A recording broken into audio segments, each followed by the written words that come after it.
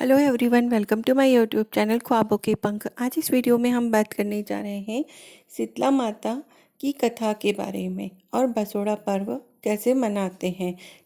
शास्त्रीय मान्यता के अनुसार चैत्र कृष्ण पक्ष की अष्टमी, वैशाख ज्येष्ठ और आषाढ़ महीने की कृष्ण पक्ष की अष्टमी को शीतला अष्टमी पूजन करने का प्रावधान है। इन चारों महीनों के 4 दिन का व्रत करने से शीतला जनित बीमारियों से छुटकारा मिलता है। इस पूजन में शीतल जल और बासी भोजन का भोग लगाने का विधान है।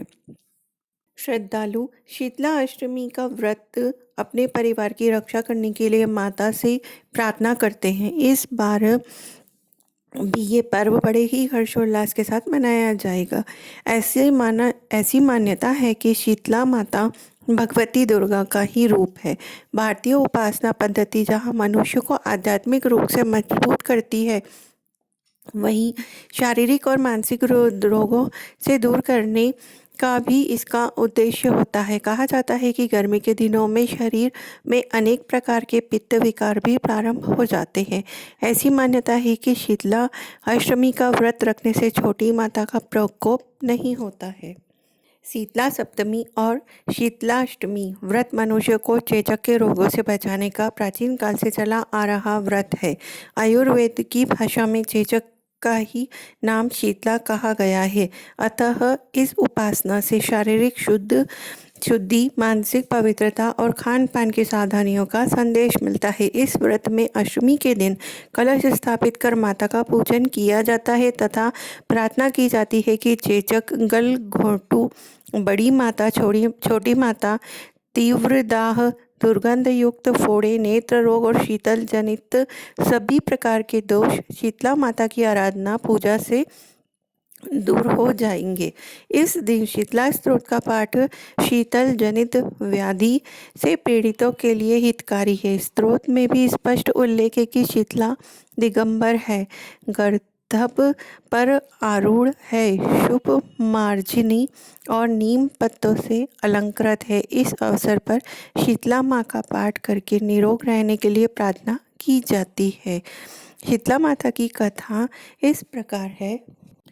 एक बार एक राजा के इकलौते पुत्र को शीतला चेचक निकली। उसी के राज्य में एक काछी पुत्र को भी शीतला निकली हुई थी। काछी परिवार बहुत गरीब था, पर भगवती का उपासक था।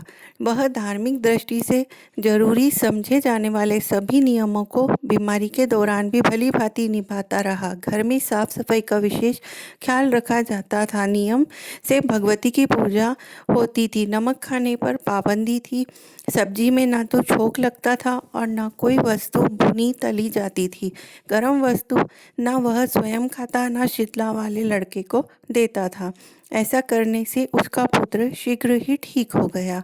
उधर जब से राजा के लड़के को शीतला का प्रकोप हुआ था, तब से उसने भगवती के मंडप में शतचंडी का पाठ शुरू करवा रखा था। रोज हवन व बलिदान होते थे। राजपुरोहित भी सदा भगवती के पूजन में निमग्न रहते। राजमहल में रोज कढ़ाई चढ़ती, विविध प्रकार के गर्म स्वादिष्ट भोजन बनते। सब्जी के साथ कई प्रकार के मांस भी पकते थे। इसका परिणाम यह होता कि उन लजीज भोजनों की गंध से राजकुमार का मन मचल उठता। वह भोजन के लिए जिद करता, एक तो राजपुत्र और दूसरा इकलौता। इस कारण उसकी अनुचित जिद भी पूरी कर दी जाती। इस पर शीतला का कोप घटने की बजाय बढ़ने लगा। शीतला के साथ साथ उसे बड़े बड़े फोड़े भी निकल गए, जिनमें खुजली व जलन अधिक होती थी। शीतला की शांति के लिए राजा जितने भी उपाय करता, शीतला का प्रकोप उतना ही बढ़ता जा रहा था। क्योंकि अज्ञानतावश राजा के यहाँ सभी कार्य उल्टे हो रहे थे, इससे राजा और अधिक परेशान हो उठा। उसकी समझ में नहीं आ रहा था कि इतना सब होने के बाद भी शीतला का प्रकोप शांत क्यों नहीं हो रहा। एक दिन राजा के गुप्तचरों ने उन्हें बताया कि काछी पुत्र को भी शीतला निकली थी, पर वह बिल्कुल ठीक हो गया है। यह जानकर राजा सोच में पड़ गया कि मैं शीतला की इतनी सेवा कर रहा हूँ, पूजा व अनुष्ठान में कोई कमी नहीं, पर मेरा पुत्र अधिक रोगी होता जा रहा है, जबकि काची पुत्र बिना सेवा पूजा के ही ठीक हो गया। इसी सोच में उसे नींद नहीं आ रही थी और एकदम से उसकी नींद लग गई। श्वेत वस्त्र धारिणी भागवती ने उसे स्वप्न में दर्शन देकर कहा, हे राजन, मैं तुम्हारी सेवा अर्चना से प्रसन्न हूँ, इसलिए आज भी तुम्हारा पुत्र जीवित है। इसके ठीक न होने का कारण यह है कि तुमने शीतला के समय पालन करने योग्य नियमों का उल्लंघन किया। तुम्हें ऐसी हालत में नमक का प्रयोग बंद करना चाहिए। नमक से रोगी के फोड़ों में खुजली होने लगती है। घर की सब्जियों में छौंक नहीं लगाना चाहिए, क्योंकि इससे गंध से रोगी का मन उन वस्तुओं को खाने के लिए ललचाता है। रोगी का किसी के पास आना जाना मना होता है, क्योंकि यह रोग औरों को भी होने का भय रहता है। अतः इन नियमों का पालन कर तेरा पुत्र अवश्य ही ठीक हो जाएगा। विधि समझाकर देवी अंतर्ध्यान हो गई। राजा को अपनी गलतियों का एहसास हुआ। प्रातः से ही राजा ने देवी के आज्ञानुसार सभी कार्यों की व्यवस्था कर दी और इससे राजकुमार की सेहत पर अनुकूल प्रभाव पड़ा और वह शीघ्र ही ठीक हो गया। इसी दिन भगवान श्री कृष्ण और देवकी का विधिवत पूजन करके मध्यकाल में सात्विक भोजन का भोग लगाना चाहिए। ऐसा करने से पुण्य ही नहीं मिलता, बल्कि समस्त दुखों का भी निवारण होता है। दूसरी कहानी। चैत्र का महीना आया। होली के बाद के दिन आए शीतला सप्तमी आई।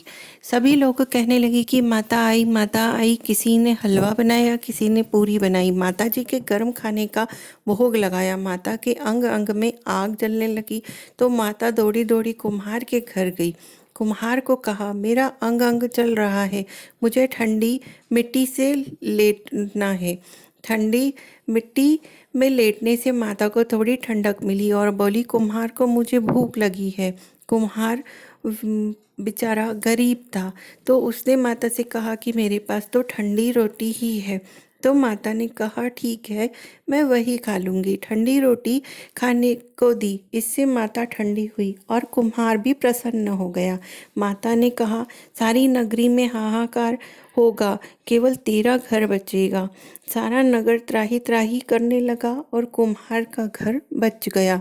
गांव वाले कहने लगे, कुम्हार, तूने क्या जादू किया जिससे सारा नगर नष्ट हो गया और तेरा घर बच गया?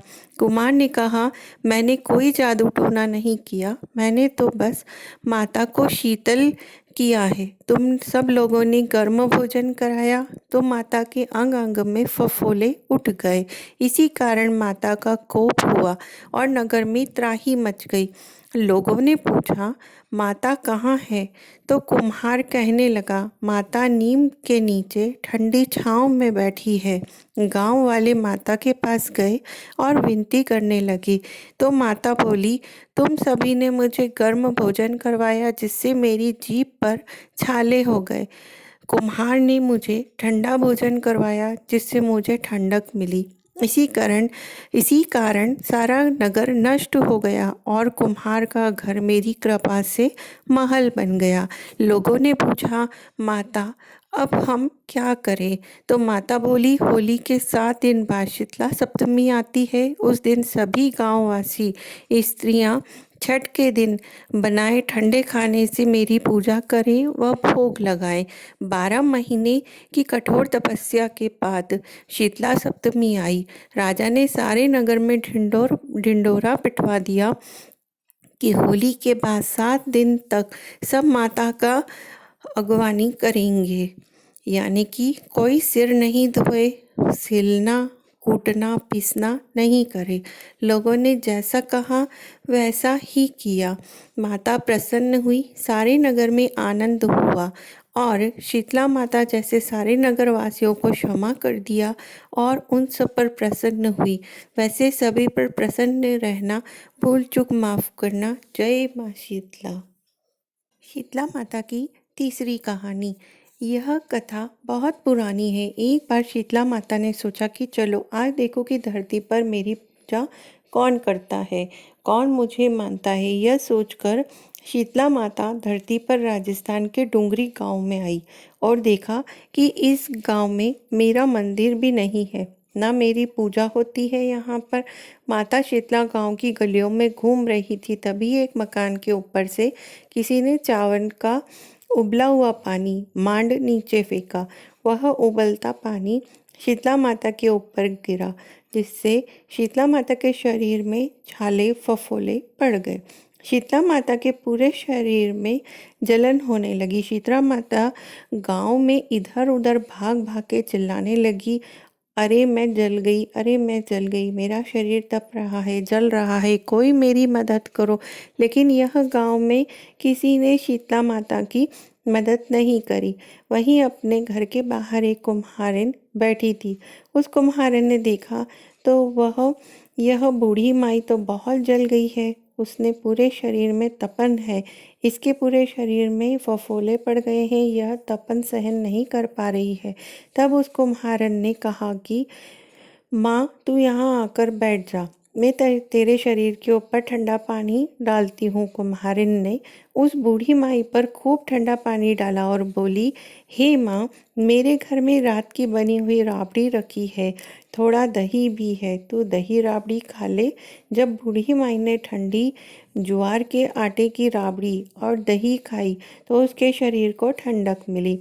तब उस कुम्हारन ने कहा, आ माँ बैठ जा, तेरे सिर के बाल बिखरे हैं, ला मैं तेरी चोटी गूंथ देती हूँ। और कुम्हारिन माई की चोटी गूंथते हुए कागसी बालों में करती रही, यानी कंघी से करती रही। अचानक कुम्हारन की नज़र उस बूढ़ी माई के सिर के पीछे पड़ी तो कुम्हारन ने देखा कि एक आँख वालों के अंदर छुपी हुई है।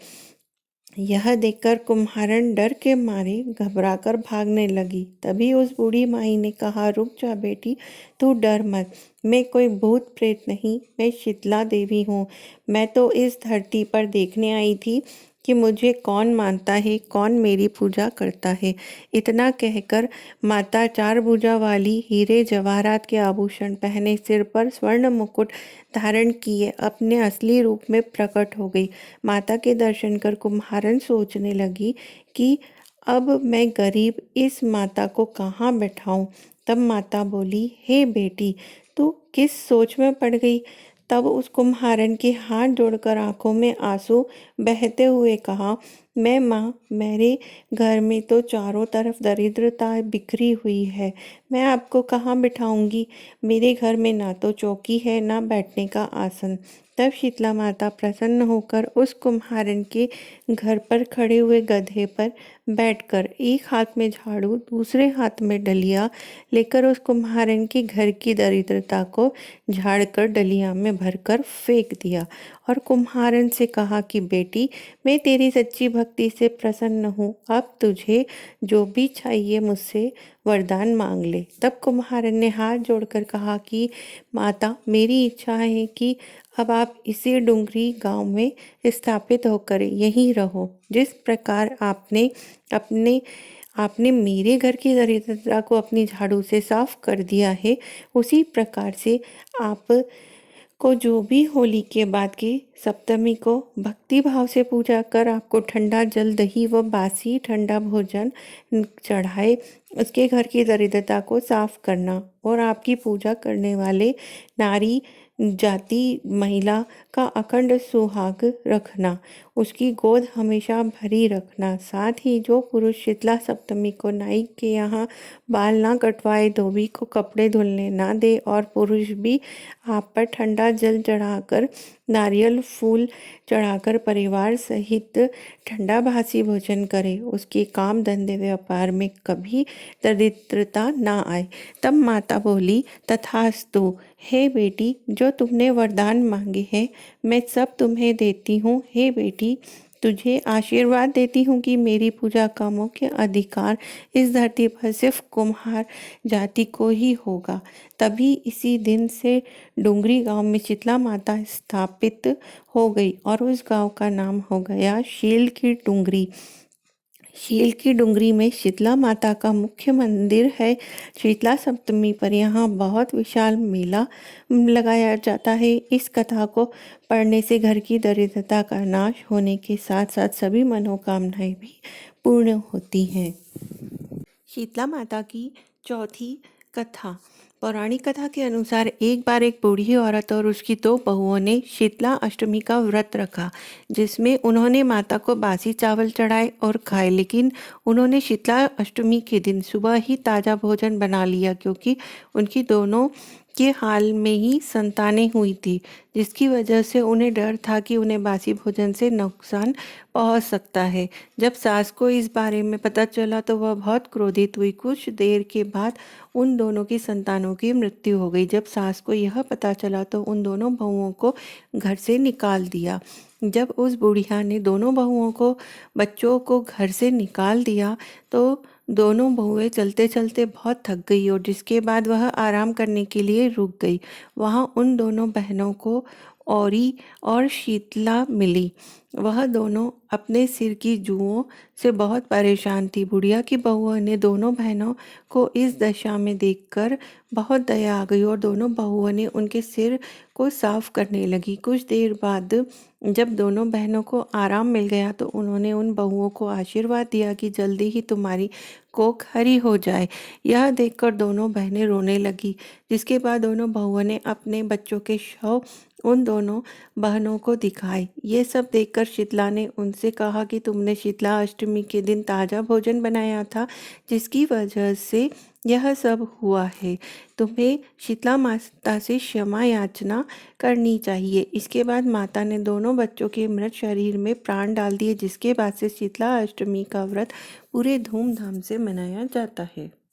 शीतला माता की पांचवी कहानी। शीतला माता की कहानी यह है कि शीतला माता सप्तमी और शीतला अष्टमी की पूजा करने की बात सुनी जाती है। इससे पूजा का संपूर्ण फल प्राप्त होता है। इसकी विधि विधान से पूजा करना चाहिए।